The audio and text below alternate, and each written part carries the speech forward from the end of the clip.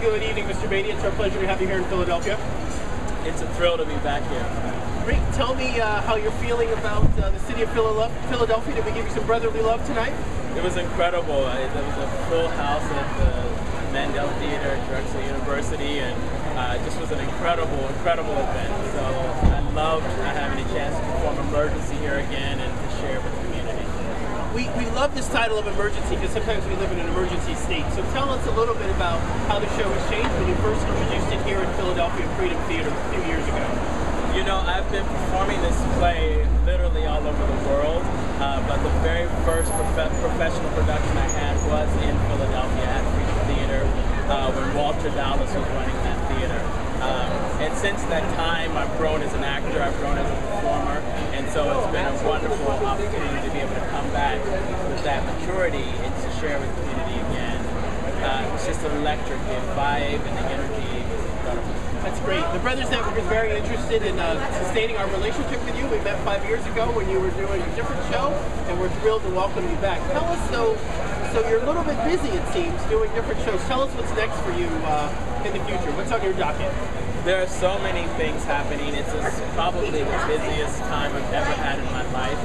I have a ballet that I've written. It's a half-hour spoken word ballet that's been set to music by Daniel Bernard Romain, and it's incredible. Dance Theater Parliament premiering that this season. I have a new one-man play on the life of Paul Robeson that's happening this season as well. Musical about another brilliant black man, Roland Hayes, who's the first classical vocalist in world renown.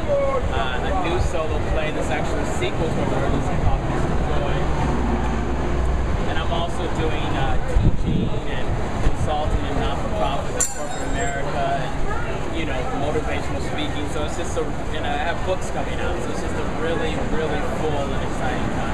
Now that's a hard one to follow up because you have so much activity. Of those projects, which one do you spend the most time on?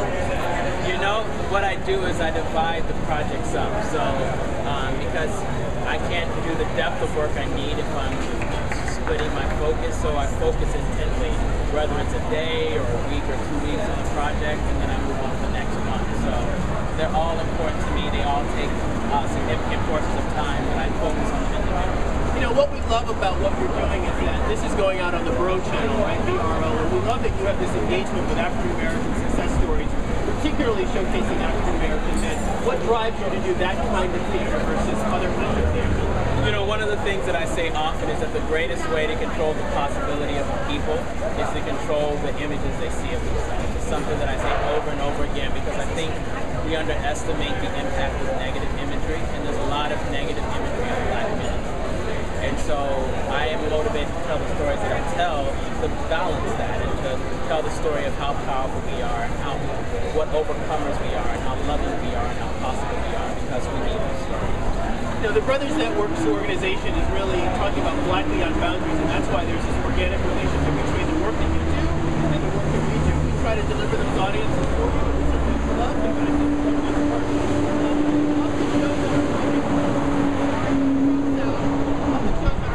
Where are you going to be? Are you going to be in Hartford, which is my hometown? Are you going to be in Hartford or Chicago or Cincinnati? I literally am all over the place. The best thing is for people to follow me on my website, which is danielbeaty.com.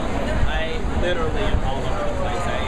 I'm in Nantucket next, and then I'm going to Cincinnati, and I'm in Boston, I'm in Hartford, I'm in Pittsburgh.